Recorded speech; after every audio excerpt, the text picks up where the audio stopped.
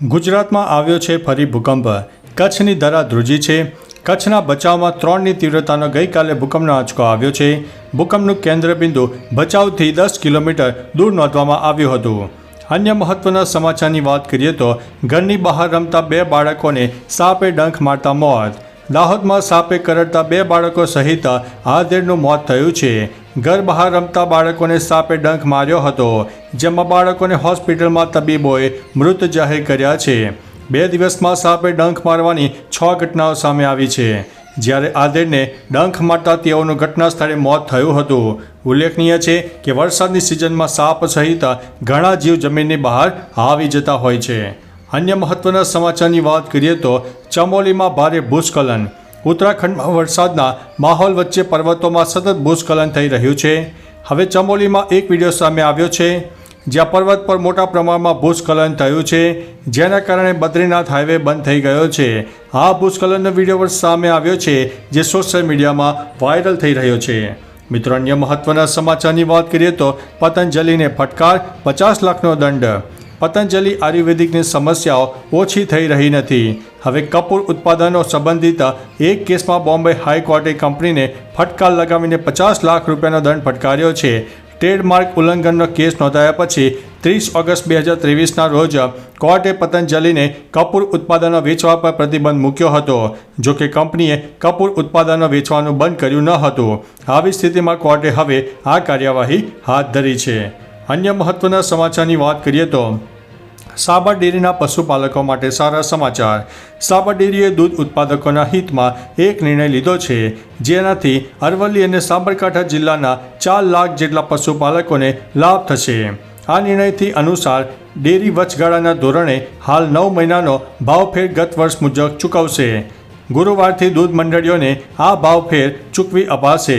સાબર ડેરીના એમડીએ જાહેરાત કરી છે અને પરિપત્ર મુજબ સાબર ડેરી 258 કરોડ રૂપિયા ભાવફેર તરીકે ચૂકવશે. મિત્રો, અન્ય મહત્વના સમાચારની વાત કરીએ તો શાળામાં 21 વિદ્યાર્થીઓને ફૂડ પોઈઝનિંગ. પોરબંદરની એક શાળામાં 21 વિદ્યાર્થીઓને ફૂડ પોઈઝનિંગની અસર થઈ છે. ખંભાળા ગામની કસ્તુરબા ગાંધી કન્યા છાત્રાલયમાં ઘટના બની છે. ગત રાત્રિએ પાણીપુરી અને ઇડલી ખાધા બાદ અસર થઈ હતી. હાલમાં તમામ વિદ્યાર્થીઓની તબિયત સુધારા પર હોવાની જાણકારી મળી રહી છે. ત્યારે બીજી તરફ વાલીઓએ સ્કૂલ સંચાલકને પણ આ અંગે ફરિયાદ કરી છે. મિત્રો, અન્ય મહત્વના સમાચારની વાત કરીએ તો આરએમસી અધિકારી પર 5 લાખની ખંડણી માંગવાનો આક્ષેપ છે. રાજકોટમાં જે હોટલ અને રેસ્ટોરન્ટ પાસે ફાયર એનઓસી કે બીયુ પરમિશન નથી, તેને સીલ કરવામાં આવી છે. મહાનગરપાલિકાની સીમ કામગીરીમાં સામે વિરોધ નોંધાવવામાં આવ્યો છે. હોટલ સંચાલક એસોસિએશન દ્વારા બંધ પાડવામાં આવ્યો છે. શહેરની hotel, restaurant, banquet hall, party plot બંધ રાખવામાં આવ્યા છે. એસોસિએશનના પ્રમુખે સીલ ખોલવા માટે આરએમસીના અધિકારી 5 લાખની ખંડણી માગતા હોવાનો આક્ષેપ કર્યો છે. મિત્રો, અન્ય મહત્વના સમાચારની વાત કરીએ તો અદાણી પોર્ટ્સને સુપ્રીમ કોર્ટે આપી છે રાહત. અદાણી પોર્ટને સુપ્રીમ કોર્ટે રાહત આપી છે. મુન્દ્રા જમીન મામલે ગુજરાત હાઈકોર્ટના આદેશ પર સ્ટે લગાવી દેવામાં આવ્યો છે. અદાણી પોર્ટને કચ્છ વિસ્તારમાં 108 હેક્ટર જમીન ફાળવવામાં આવી હતી. હાઈકોર્ટે એક જનહિત અરજી પર સુનાવણી હાથ ધરી છે.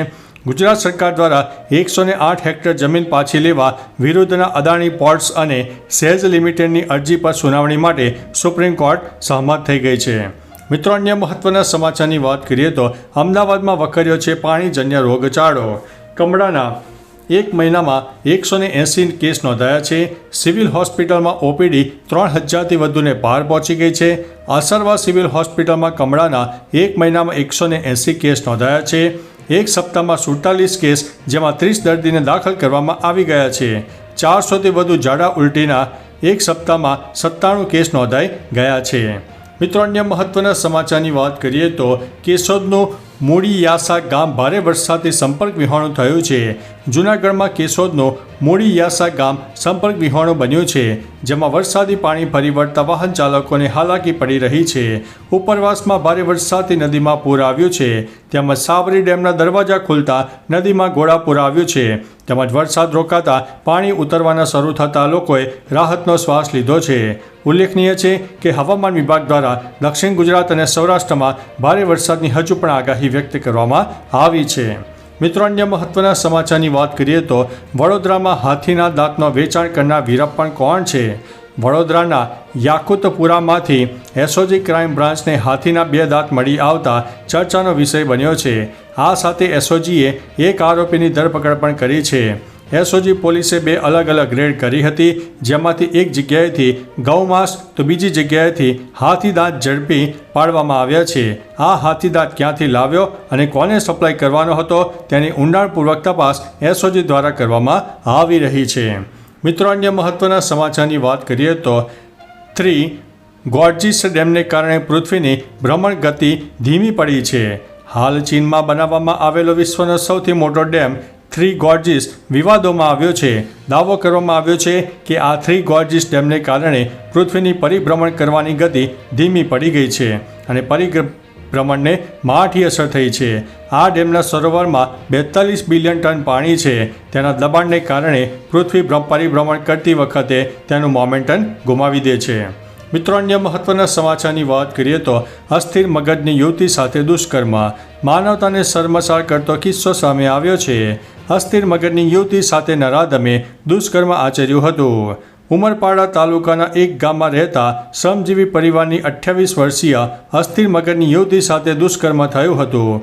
આરોપીને ગામ છોડી ભાગવાનો મોકો મળે એ પહેલાં જ પોલીસ તેના કોલર સુધી પહોંચી ગઈ હતી અને પોલીસે આરોપીને દબોચીને કડક પૂછપરછ કરતાં તેણે પોતાનો ગુનો કબૂલ્યો છે. મિત્રો, અન્ય મહત્વના સમાચારની વાત કરીએ તો શિક્ષકે વિદ્યાર્થિનીને અડપલા કરતા લોકોએ માર્યો છે માર. જૂનાગઢમાં શિક્ષણ જગતને શર્મસાર કરતી ઘટના સામે આવી છે. પલાસવા ગામની પ્રાથમિક શાળાના શિક્ષક સામે વિદ્યાર્થીઓને અડપલા કર્યાનો આક્ષેપ છે.